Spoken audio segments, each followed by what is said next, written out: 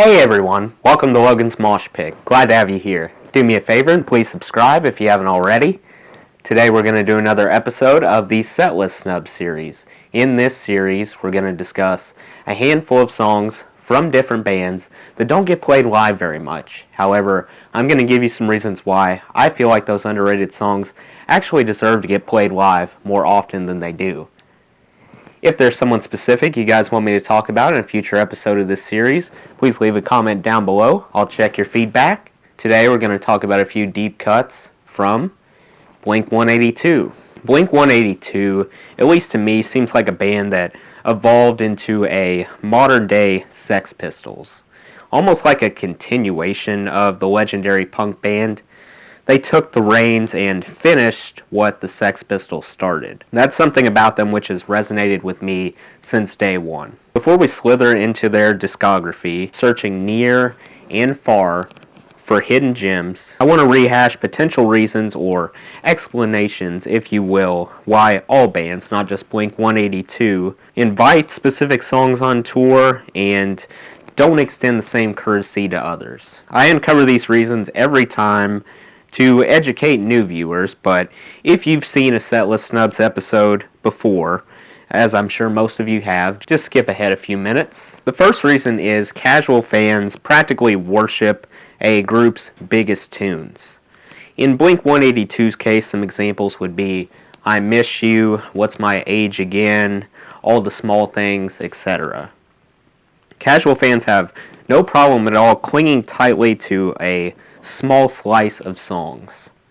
Generally, they don't want to waste their time on deep cuts. Another reason would be a ton of pressure stemming from a combination of fans and even fellow band members pesters bands to stick to their most well-liked tracks at concerts to keep the fans happy. If they leave happy with the song selection after the concert concludes, then the chances of them purchasing tickets to another show elevates. Obviously, higher ticket sales equates to more money as well. Reason 3 involves songs taken off albums that weren't necessarily viewed by the masses as successful versus the remaining discography. Quite frankly, tunes that fit into this category will have a hard time registering at shows because the crowd would either not recognize them or provide a weak reaction. The fourth reason is related to a phenomenon in which bands become so jaded toward a particular song they wrote that they intentionally leave it off the set list. This usually happens due to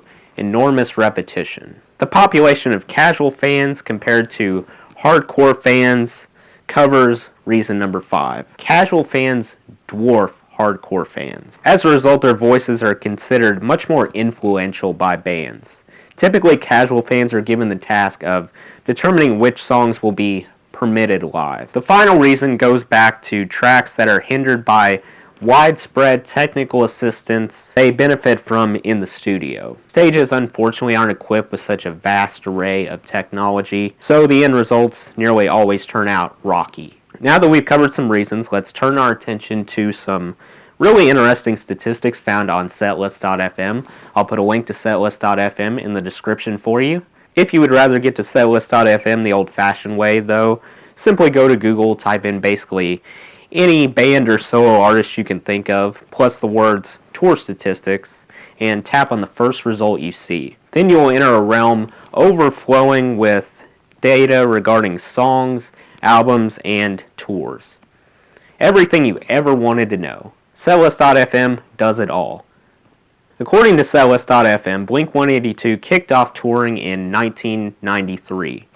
I often hear stories about people who quite vividly remember listening to this band relentlessly when they were teens, and I can understand why. There's a very youthful, free-spirited, and somewhat immature quality to their music. The most damaging thing that occurred in Blink-182's history would probably be when their original lead singer, Tom, hit the road in 2015.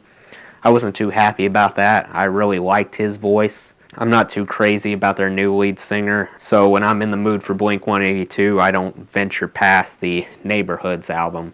If you still like Blink-182, more power to you. I'm not turning this into a debate, I'm just setting the record straight about where I stand. Setlist.fm says that Damn It has become Blink-182's top song over the years, owning a staggering record of 683 times. To break down this Goliath number, imagine you agreed to listen to Damn It 683 times in a row, non-stop without any breaks.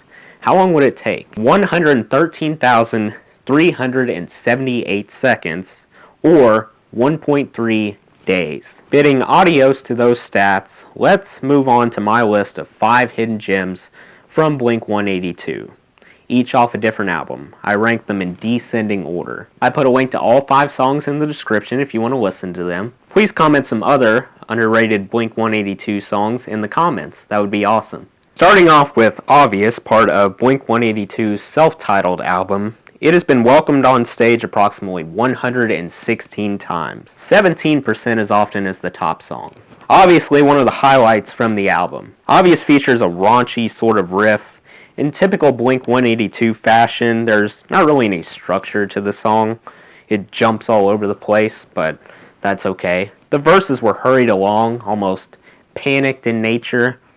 Then the chorus gets stretched pretty thin. Then after a rather grotesque solo, it ends with a classic heavy chord ringing out. I love when songs pay homage to a long-standing tradition. Next, I pick Anthem, derived from the Enema of the State album. If you say you bought that album for the music, you're lying. The real reason was the cover. Anyway, Anthem is trotted up to the stage a mere 47 times. It symbolizes one of the main reasons why I respect Blink-182.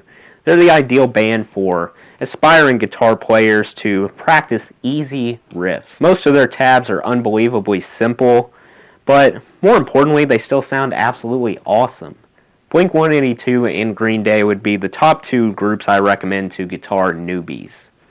It doesn't take long to master their tabs. Something that impressed me about Anthem, even more than the accusing vocals and temperamental guitar, was the tip-top drumming of newcomer Travis Barker. I think here he silenced any objections after taking Scott Rayner's place. Travis was going to town.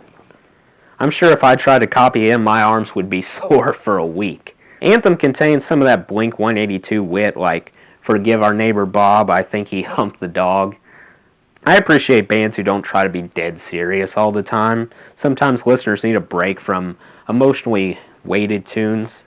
So it's nice that Blink-182 made it a habit to poke fun through their lyrics. Those attributes push Anthem above the other 4 songs on my list. After Anthem, I want to shout out Story of a Lonely Guy, found on the album Take Off Your Pants and Jacket. Story of a Lonely Guy showed up for a scant 21 occasions. It's just what you would expect, lyrics drenched in misery. A lot more at stake than the previous 2 tracks.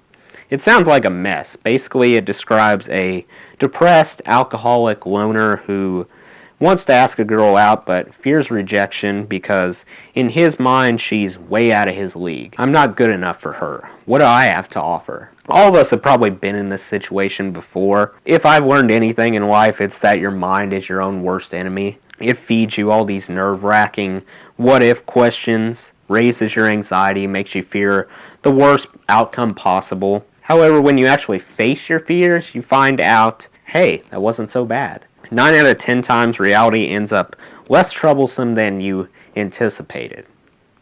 You worried for nothing. I believe that's the lesson we can take away from Story of a Lonely Guy. Like the saying goes, the only way out is through. How about This Is Home, which belongs to Neighborhoods, next? Brace yourselves, This Is Home hasn't been included at any Blink-182 concert yet. This Is Home felt like a uniting force. A song designed to bring people from different backgrounds together. I can draw a connection between This Is Home and the excellent Charlie Daniels song Simple Man. Remember the lines, you better watch where you're going, remember where you've been, that's the way I see it, I'm a simple man. Those cluster of lines kind of mirror what This Is Home was intended to be.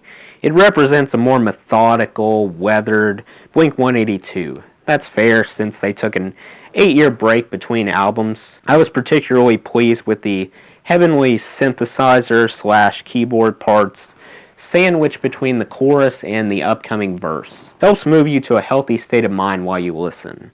Definitely one of the most pretty releases done by Blink-182. I'm confident that concert goers would accept This Is Home with open arms. Finally, I hope you brought your eyeliner and dark clothes, because a superb song called Emo related to the Dude Ranch album completes my list. It sits in the same boat as This Is Home.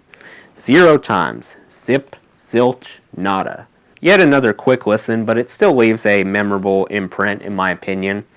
I thought it was fascinating the way they stacked up some groggy, raspy vocals on top of deeper, mellow vocals. You don't hear that in every Blink-182 song. Therefore, it stands out a bit. The balance among the layers sounded spot on. Neither part overwhelmed its compadre. You could still discern each distinct voice in emo. When you combine that with angsty strumming, a wise bass, and flexible drumming, it adds up to a marvelous Blink-182 tune. It would be absurd not to try it live at least once. That does it for today's video, guys. I hope you enjoyed. Make sure to like, comment, and subscribe if you haven't already. I really appreciate the support. I'll see you next time. Until then, rock on.